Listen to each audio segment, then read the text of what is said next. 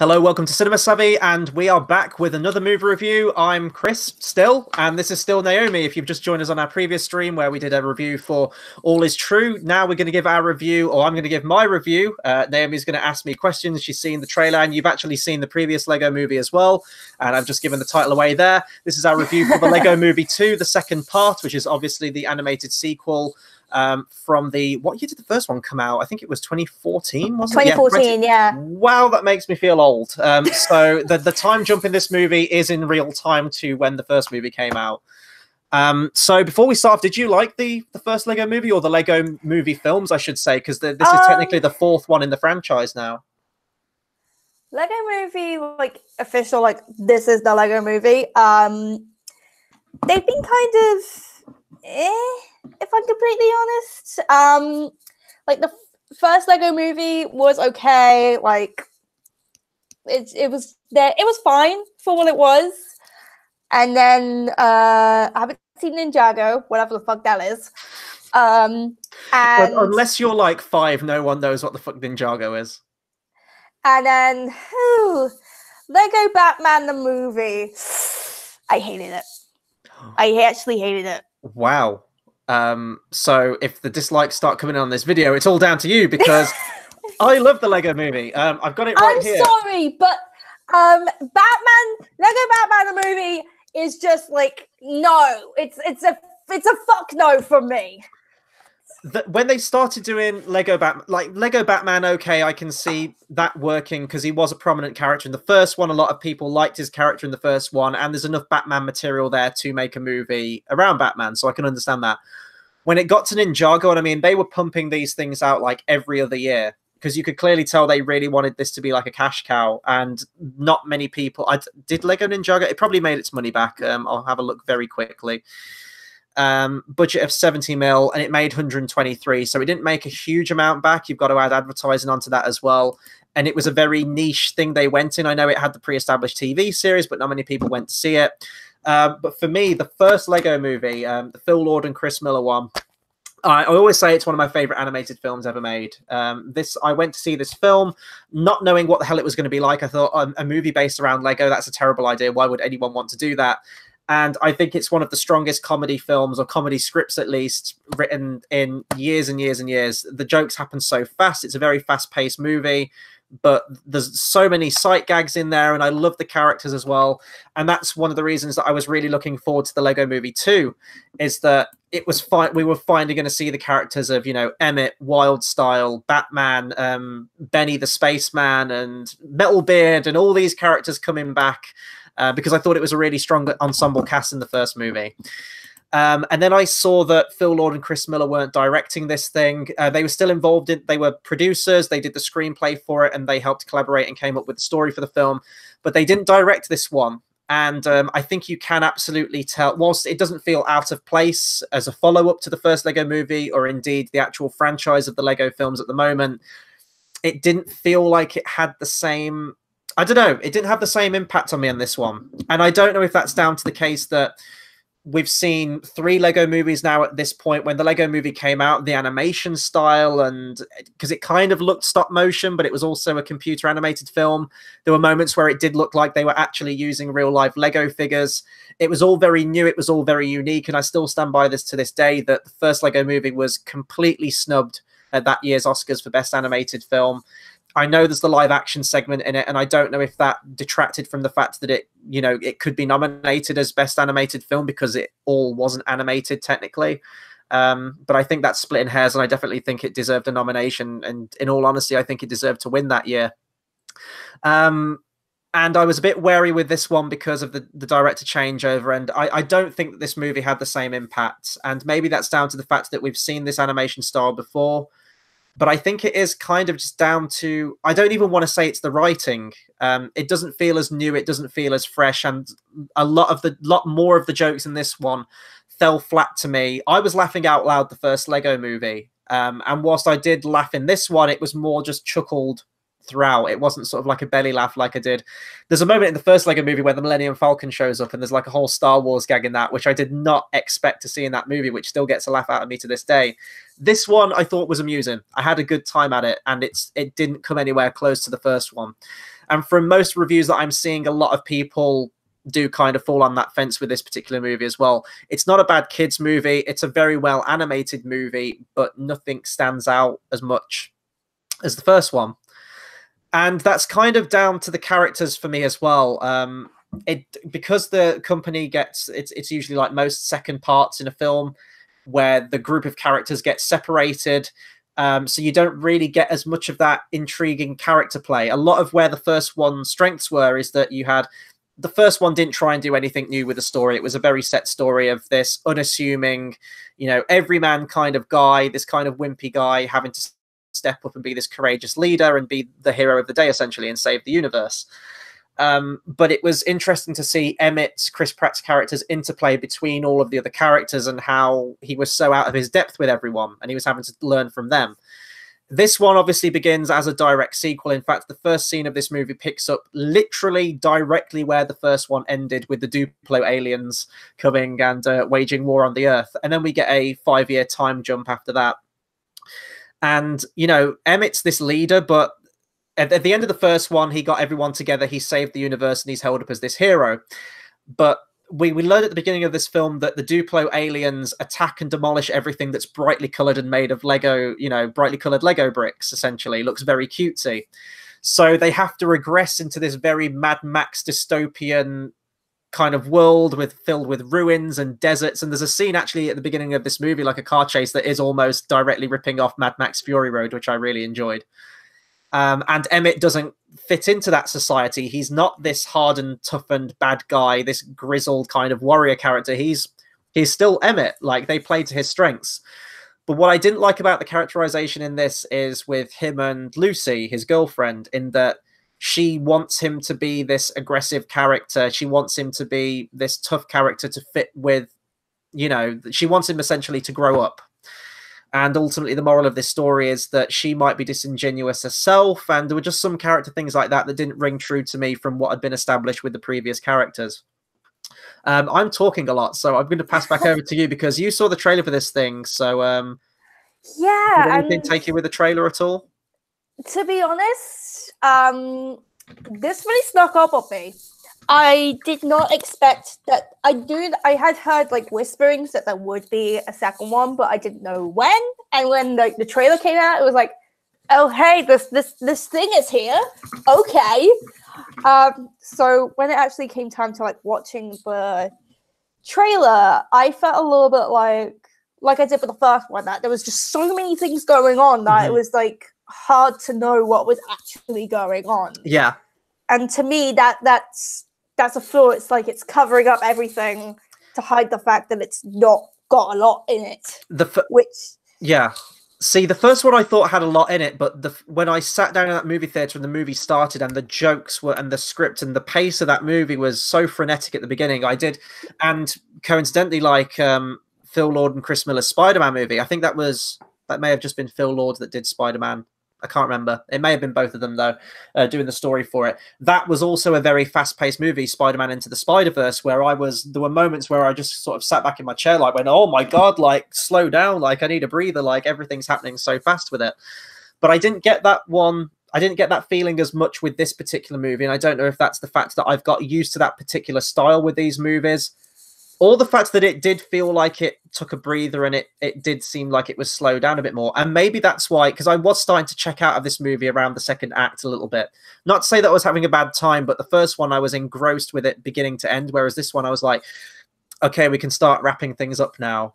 And this movie does kind of play with the ending of the film. I'm not going to give away the ending right now. I'll talk about spoilers later on in the review. But there are moments where it kind of does feel very sort of like Return of the King, like, oh, it's ending now. Okay, no, it isn't. Okay, it's ending now. No, it isn't. So, and I think they could have maybe tightened it up. As well as that, the story just doesn't feel as strong in this one. They do, and I'm not going to give away inherently what it is, but they do try and, now that we've established that the Lego movie is essentially happening in the real world, it's a game being played by the kid playing with his Lego bricks, they still do have that framework in this movie. They still do cut back to some of those live action segments, probably more so than the first one. Although the first one kind of stayed with it more for like a good 5 or 10-minute chunk towards the end of the movie. This one just sprinkles it throughout the movie. What else did I want to say about this movie? So the change in director, I was going to get your reaction because I was going to tell you what the director's directed before in the past. So the director of this movie is Mike Mitchell. Now he has directed such films as, I mean, he's done animated films before. He's done Shrek Forever After, which was the 4th Shrek movie. It was better than the 3rd one, but it still wasn't great. He recently directed Trolls, which I haven't seen, but I hear was an all right kids movie. It was fine. And Alvin and the Chipmunks Chipwrecked. Yeah. What? So that's that guy. I mean, what? Like, as I said, like this. Sorry, Naomi has broken. See ya. Okay, we're gonna continue this review solo then for the rest of this one. Speaking of solo, after watching this movie, I really wish we could see a cut of Phil Lord and Chris Miller's Han Solo film. I would love to see that. It would probably be the most unlike Star Wars movie of all Star Wars movies. But after seeing this movie, I really do want to see that. But yeah, the story of this one didn't grip me as much, and it didn't justify the runtime, in my opinion. There wasn't as much of a story there. I get what it was trying to say, and I do praise the movie for still having those moments of heart, as well as all like the funny comedic action and colourful characters. It still does ground itself and does try and bring it back to real life and have a meaning behind it, which is nice.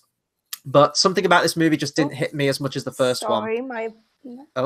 Sorry, there was a moment where my computer decided, hey, take a moment to be a screensaver right about now. I was like, thanks. And I will say, by the end of this movie, I do hope that this is the last Lego movie. Like, I'm sure they're probably going to continue this legacy on with like Lego Batman 2 maybe, or something like that, or just continue on with all of those other films and other possibilities they can do. But in terms of this cast of characters, I really hope this is the last one. The first one does end on that cliffhanger ending, whereas this one does feel like they could leave it after this one, which I hope they do.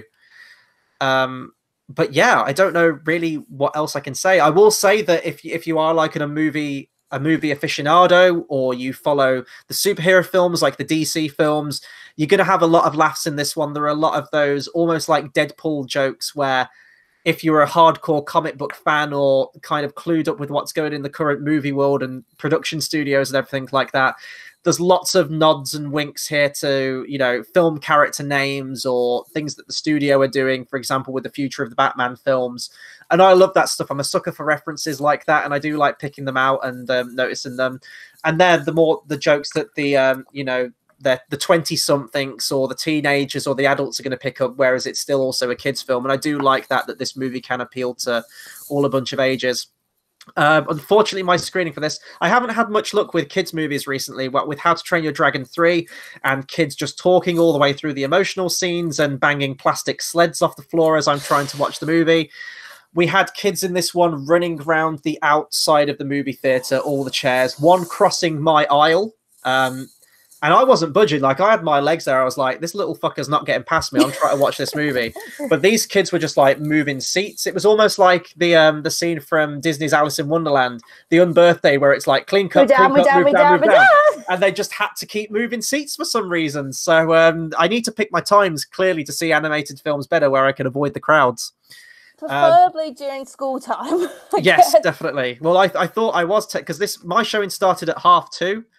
But these were clearly like younger than school age kids. I don't know. There was like a kid in the pushchair, but like I'm not doing very good with animated films recently. But I think after this one, I can't think of when the next one will be. Probably Toy Story 4 now, in the summer. I don't think there's anything in between that I can remember, or certainly the one that I'm going to rush to the cinema to see. But yeah, I don't really know what else I can say in this one before getting into spoilers. I enjoyed it. It did get some chuckles out of me. If you liked the first Lego movie, if you liked any of the other Lego movies, it's more of the same. You know what you're getting in for. But it didn't have that same impact behind me. I will say, if you're going to watch the movie, there's nothing after the credits, and the credits are long for this movie. It felt like they were like 12 to 15-minute long credits. But if you stay to watch the first part of the credits, you're going to get some laughs out of that as well. The first Lego movie did it in that the music that it plays is very sort of wink, wink, nudge, nudge. And the credit song of this movie is talking about how awesome the credits are and people staying for the credits and like, oh, check out this production supervisor, and they read his name out during the song. And I thought that was pretty creative and funny. And I guess that's a thing that Phil Lord and Chris Miller do. They did the 21 and 22 Jump Street movies. And whilst I haven't seen 22 Jump Street, I've heard that that does play with a lot of the dynamics and tropes of sequel films, in that it's very self-aware that it is actually a sequel. And this movie kind of did play with elements like that as well.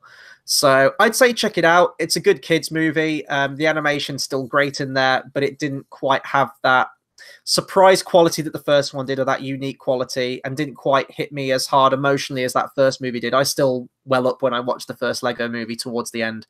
This one, not so much. This was just sort of like a fun adventure movie. But yeah, I don't know if you have anything else. I mean, you haven't seen the movie, so it's difficult for you to like. Nothing I can really say without kind of like wanting to go into spoilers. So I'll get into spoilers now then, because there's a couple of new characters in this movie as well, which I really enjoyed. There's a new character called oh god, what's he called? Rex Dangervest, which is an amazing name. Which is it's almost like a pastiche on Chris Pratt's real life, you know, as the actor, like the roles he's played. In the movie, he says that he's a galaxy defending archaeologist, cowboy, and raptor trainer.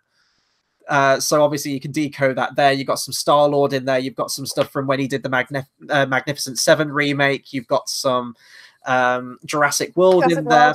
And possibly Indiana Jones. Yeah, the rumors. I remember when those rumors were out, possibly for like the Solo movie. And actually, if Phil Lord and Chris Miller were doing it, well, no, they got Alden Ehrenreich, didn't they? But I wonder if they would have gone with Chris Pratt maybe, or if he was in the pipeline to do it. Because I guess if you cast him and then you're doing like a new, younger Indiana Jones or reboot, maybe you want to use the same actor again, like Harrison Ford did. I don't know, but I'm very glad they haven't used Chris Pratt, because I am getting a little bit tired of Chris Pratt now and his Chris Pratt-isms. But I really did like the character of Rex Dangervest, and he felt like he almost felt like Jack Burton from Big Trouble in Little China, Kurt Russell's character. Yeah. It's this very sort of machismo 80s action star. There's a scene in the movie where his entrance into the movie is to Motley Crue's, oh God, what is it? Which Motley Crue song is it? Kickstart My Heart, which was awesome. Like, I love Motley Crue. I love 80s hair metal, and to hear that in a movie was amazing. But yeah, I'm rambling at this point. So that'll do it for my spoiler-free review of the Lego Movie 2, the second part. If you do want to watch it and you haven't watched it yet, please go and watch the movie first and come back to it, because I am going to give away the ending now. I don't really want to talk about all the jokes. I'll talk about some of the ones that made me laugh, but that is your warning. So I'm getting into spoilers now. So the plot of this movie ultimately revolves around the Duplo aliens attacking, as I said, and one of the General Sweet Mayhem is the name of the character. Kidnaps Lucy and all the other sort of like core supporting cast members and takes them to the Sistar system, where they're introduced to the monarch of that kingdom, who's called Queen Whatever I Want to Be. That is actually the name of the character, who is this shape-shifting like alien blob of a Lego creature. And she can literally take any form, and ultimately, she's the villain. She is framed as the villain, but she keeps saying, "I'm totally not evil, and I'm totally not going to like imprison you guys and torture you beyond belief, because I'm a very happy person and I'm not malicious." And Wildside's there, like all the other characters are like buying it. There's a song and dance number, which actually might be one of the. It's nice to hear a villain song in an animated film again. It feels like we need more of Disney. What the fuck is going on? I know, like with Disney used to be the king of this. They used to be the king of songs in their movies, and I'm not saying that they still don't do music now. Obviously, we have music. I mean, we had Shiny, but he wasn't really a main villain. Exactly. And I mean, there is a twist to the character Queen Whatever I Want to Be, which when I get to the very end of the movie, when I start discussing that. But it was a really awesome villain song, and it was she actually gets 2 songs in the movie.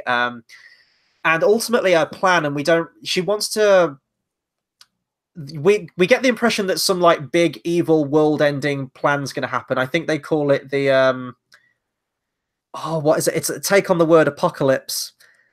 But it's basically got the word mom in there. So if you're reading into it, you know that it basically means like the mom's going to intervene in the real life live action stuff, and that's going to like spell the end of the Lego world essentially. But she wants to marry someone, which is going to like bring about this Death Day apocalypse thing, and she wants to marry Batman.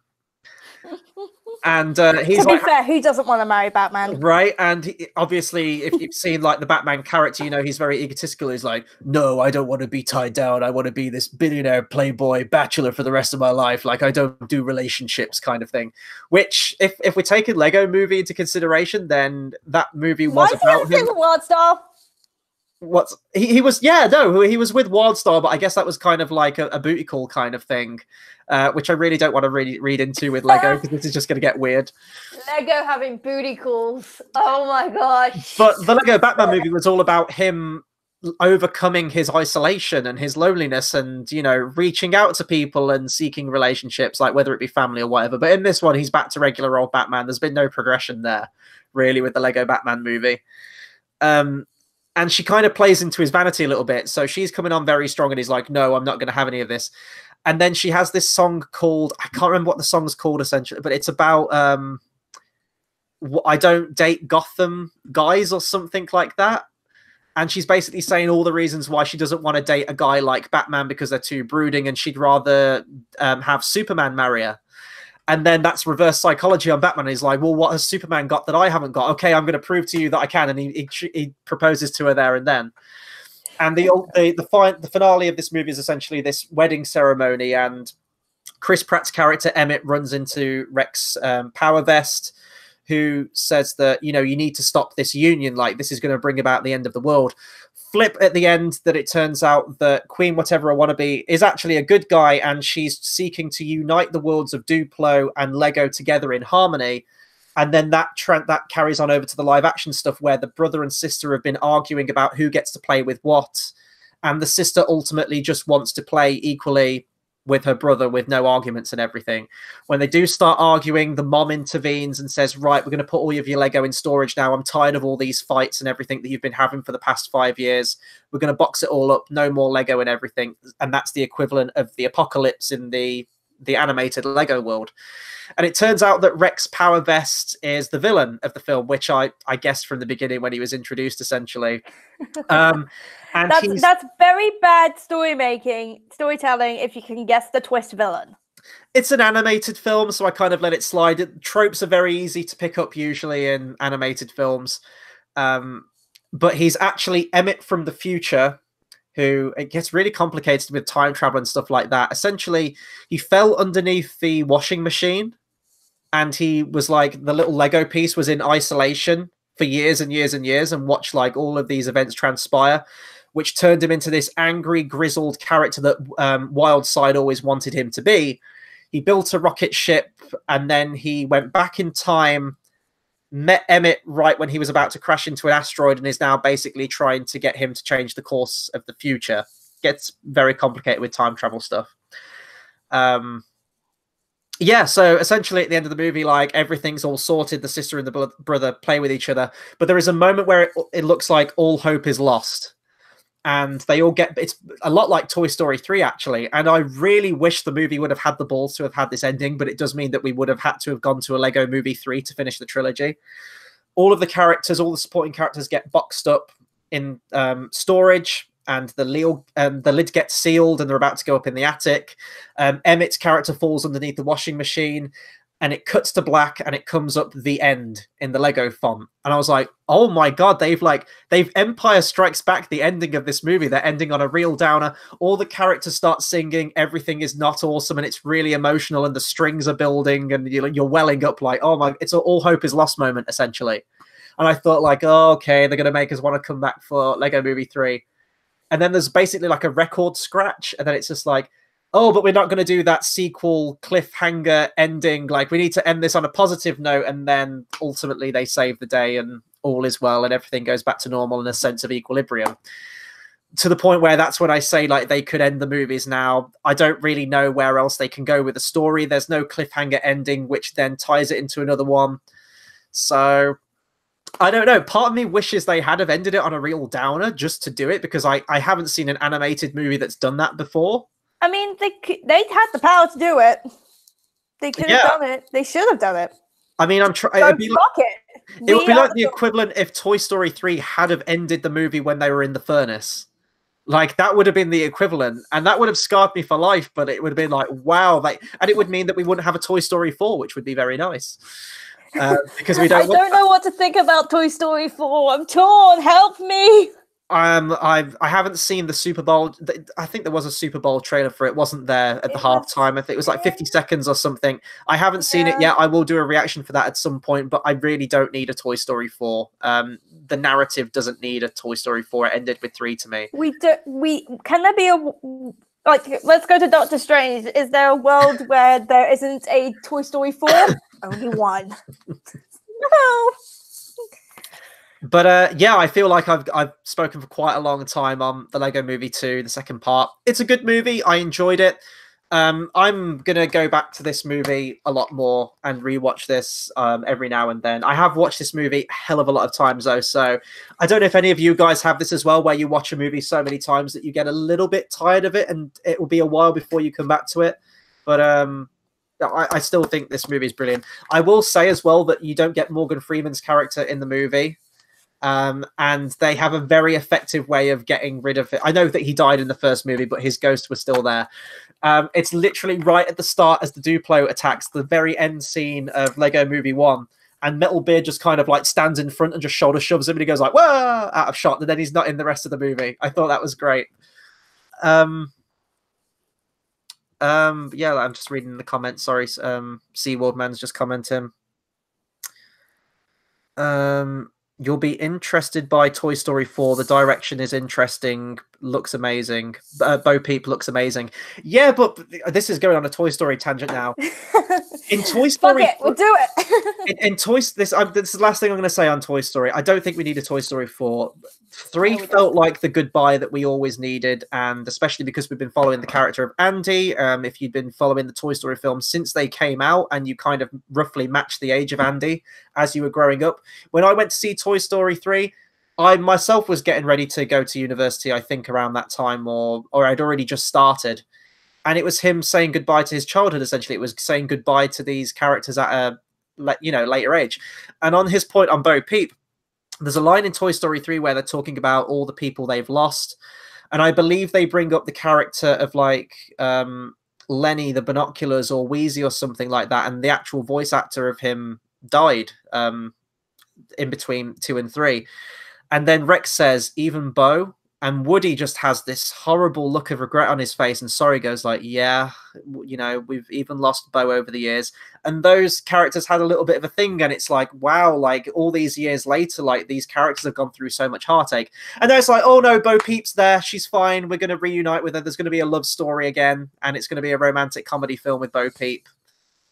It's like, now when I go back to Toy Story 3, having seen the events of Toy Story 4, that moment there, that almost made me break down in tears at that one line in Toy Story 3. I was pretty much crying all the way through the entirety of Toy Story 3 the first time. Who wasn't? Yeah, that's just going to take away all the impact. But it's like they were like, okay, Toy Story 3, we're going to bookend it. Oh, this made money? Well, fuck you, Toy Story 3. We're going to keep making money. I've really just become disenfranchised from Pixar now at this point. Not to say that they don't put out good quality stuff, like Inside Out. I absolutely loved that. Was emotional. Fantastic. But they're not the fun house that they are anymore. I mean, I've seen a video where they showed around their studios, and it pretty much a fun house where everybody was just like having fun, really like doing what they wanted to do. And I don't think it's that anymore. I don't think that they are really doing what they want to do as artists, and really just like sequel. For the first 15 years of Pixar, we're talking about Pixar now. I'll round it off in a minute, but whilst we're on the topic, we may as well talk about it. For the first 15 years of their career, Pixar were unstoppable, in my opinion. Everything they put out, you had Toy Story, Bug's Life. Then they went to Toy Story 2, but that Toy Story was one that felt like you could get a trilogy out of it, not so much a fourth one based on where the story went. Monsters, Inc., Finding Nemo, Incredibles. Cars I didn't enjoy, but it was still an original film, and it was them trying something different. It was a misstep, but I can understand. They bounced back with Ratatouille. Ratatouille, Wall-E, Up, Toy Story 3, and then you crash and burn. Then you do Cars 2, Brave, which that felt like a Disney animated Brave is classic. okay, but it was more. It wasn't that was almost like that collaboration between Walt Disney Animated Studios and Pixar, and it felt more like I could imagine Brave being that Disney animated classic following whatever film. The mom's a bear. Well, yeah, because I mean, originally, I think that's where they probably mashed the ideas, because originally that was going to be a Disney animated classic called The Bear and the Bow, or no, sorry, The Bow and the Bear was the original concept, and then multiple. If you see how many people did the script or the story for Brave, it's astronomical. So it feels like they combined two different movies. You have this movie with like this strong princess character with a bow and arrow, and then all of a sudden the mom turns into a bear, and then it was very weird. Disjointed, but Monsters University. Fuck Monsters University. Then you had Inside Out, which I loved. The Good Dinosaur, Misfire, Finding Dory, Misfire, Cars 3. Coco was great, and then Incredibles 2, and then we've got Toy Story 4. So I've seen the beginning of Incredibles 2 when I was on the plane back from America. Sorry, I'm just replying to SeaWorld Man. He said that he might check out Lego Movie Part 2.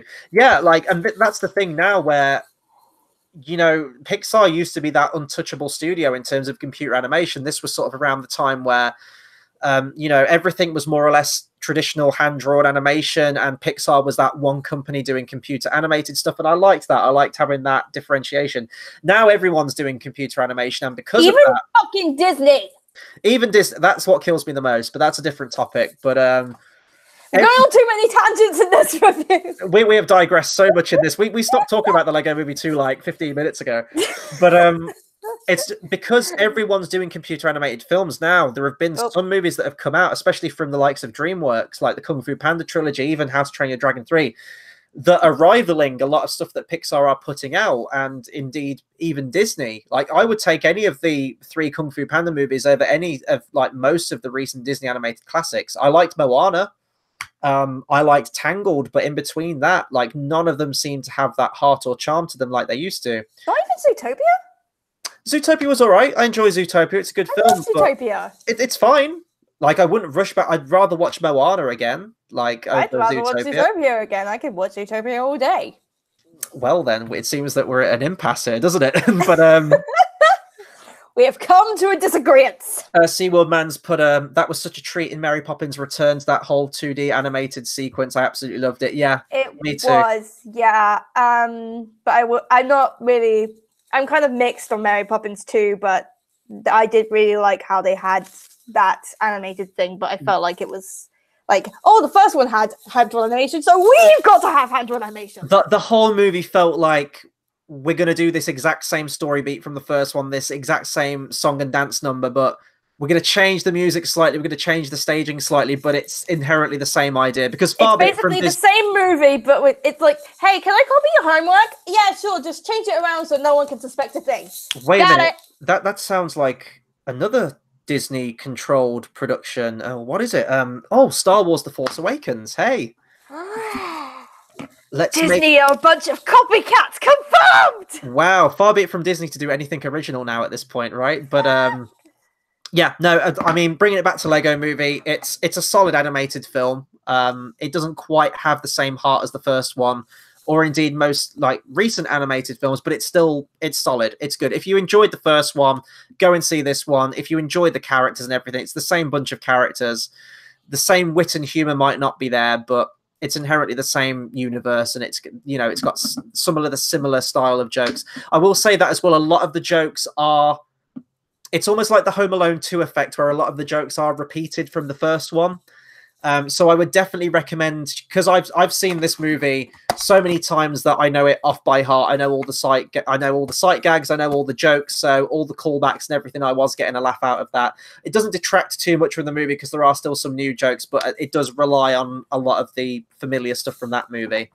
But yeah, so that'll do it for my review on the Lego Movie 2, the second part. Be sure to comment, subscribe, let us know what you thought of this movie. Did you enjoy it? Did you like it more than the first one, or do you think that still has the edge to it? Which other Lego movies would you like to see them make after this one? Anything Lego movie related, please do let us know. In terms of what's coming up on the channel, we are very, very busy. And you might be wondering why reaction videos have taken a back seat the last couple of days, or the last week, essentially.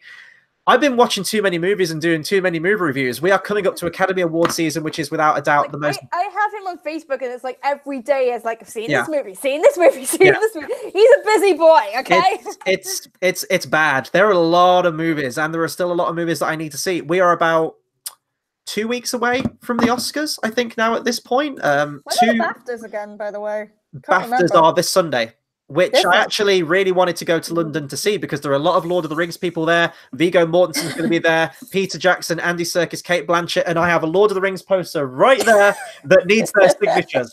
So I'm trying to organise something with George, but he hasn't got back to me yet. So hopefully he doesn't leave me high and dry, and I can hopefully get to the BAFTAs and get those signatures.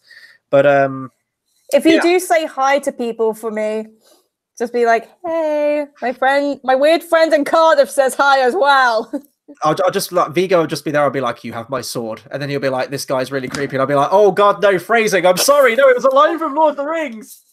Phrasing. So are we just done with phrasing? But yeah, my housemate watches too much Archer, so it's basically like I have a quote board down there of how much Archer I say. But I think in terms of this, I'm going to stick with the Lego games.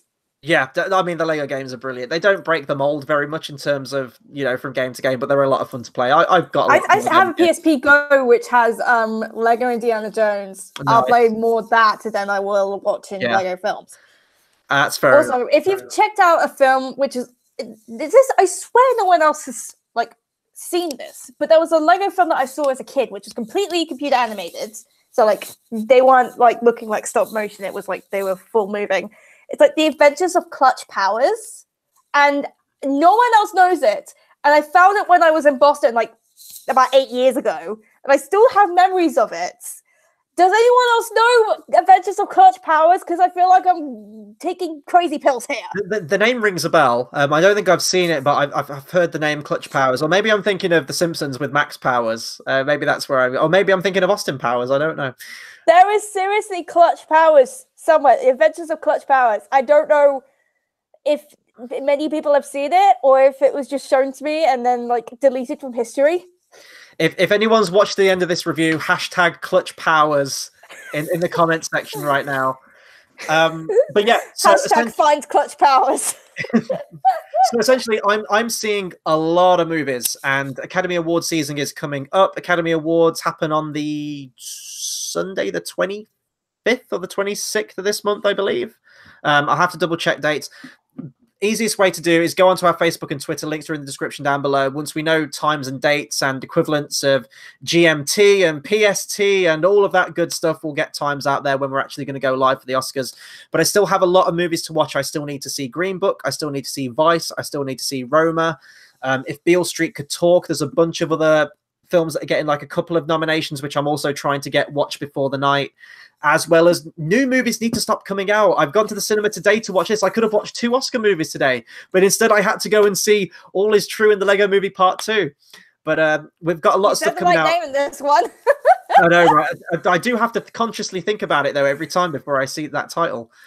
You make me think of Love Labour's Lost, which is completely different. Yeah. This whole review is this kind of shambles of everything else. We're going to round off now. Like we've been talking for a long time. I'm feeling very tired now. I need to go and get myself something to eat, something to drink. But essentially, reaction videos. I know there's a whole load of Super Bowl trailers that came out. I know that there's been a oh God, what's the spin-off called to Hobbs and Shaw, the Fast and Furious spin-off. I know there's a trailer for that. I know there's a new Dumbo trailer. They've really plowed up. I will get to them, but my focus at the moment is getting these movie reviews out in terms of before the Oscars take place. So that'll do it for our videos for right now. Thank you to everyone that's commented in the comments section. Thank you, SeaWorld Man. Thank you to everyone that's watched the video. And until the next video, I don't know which movie it's going to be. It'll probably be an Oscar one. It'll probably be Vice or something like that. We'll see you guys. It'll be something. We keep the content coming out as regular as we can. So until the next video, we'll see you guys next time. Thanks for watching.